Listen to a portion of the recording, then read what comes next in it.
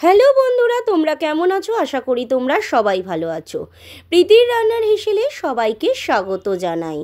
আজকের রান্নার রেসিপি নিয়ে আবারও চলে এসেছি। আজকের রান্নার রেসিপি হচ্ছে নিরামিষ সোয়াবিনের একটা রেসিপি। এটা একটা ইউনিক রেসিপি।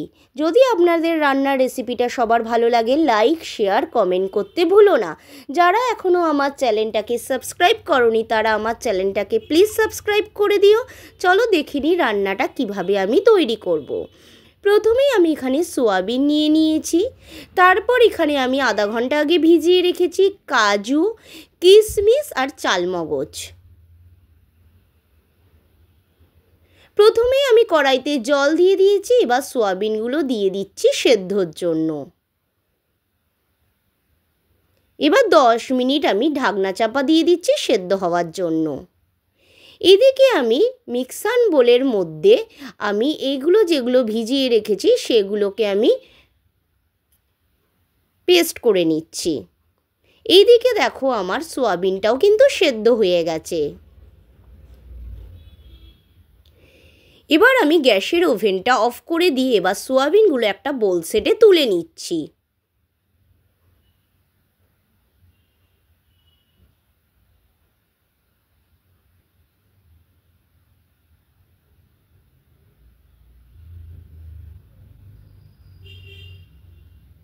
এবার সোয়াবিনটা আমি জলটা ঝরিয়ে নিয়েছি সোয়াবিনের থেকে।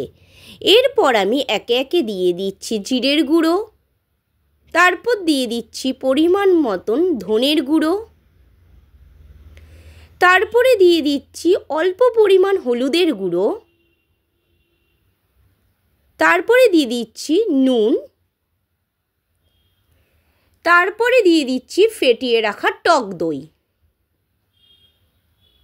দিয়ে এটা আমি ভালো করে ম্যারিনেট করে রেখে দেবো।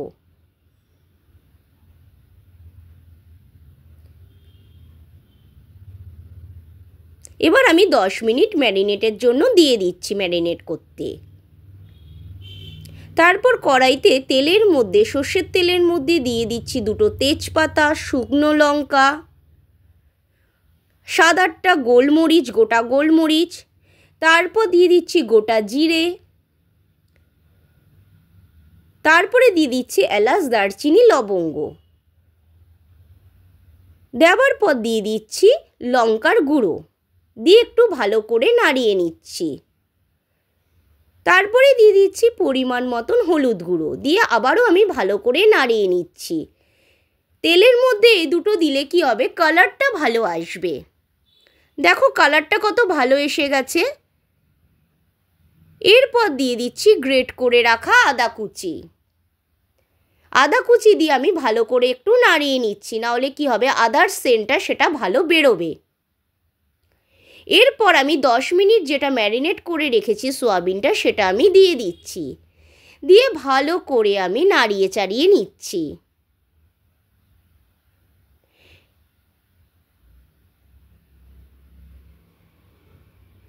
তারপরে দিয়ে দিচ্ছি ক্যাপসিকাম কুচি, দিয়ে আবারও আমি ভালো করে নাড়িয়ে নিচ্ছি।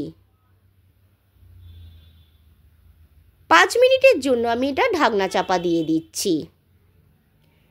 5 মিনিট পর আমি ফিরে এসেছি, দিয়ে আবারও নাড়িয়ে নিচ্ছি। এবার আমি এই পেস্টটা দিয়ে দিচ্ছি। এটা করে রেখেছিলাম গোটা কাজু, চালমগজ, কিশমিশ যেটা, সেটার পেস্টটা আমি এখন দিয়ে দিচ্ছি, দিয়ে ভালো করে নাড়িয়ে নিচ্ছি।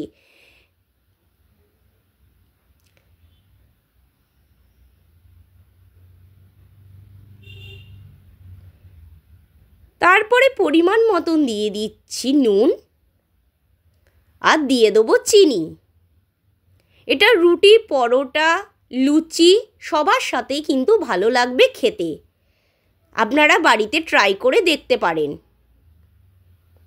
দিয়ে ভালো করে আমি নাড়িয়ে নিচ্ছি। এরপর দিয়ে দিচ্ছি মিক্সারের জলটা, ধোয়া জলটা দিয়ে দিচ্ছি, দিয়ে আবারও আমি ভালো করে নাড়িয়ে নিচ্ছি।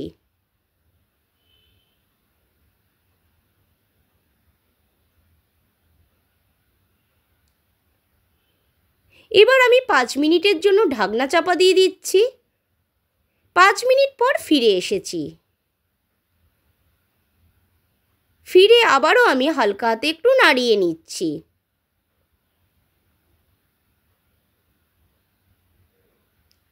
এবার কাঁচা পাকা লঙ্কা 3খানা আমি দিয়ে দিচ্ছি। দিয়ে আবারও আমি 3-4 মিনিটের জন্য ঢাকনা চাপা দিয়ে দেবো, যেহেতু কাঁচা লঙ্কার সেন্টটা যেন ভালো বেরোয়।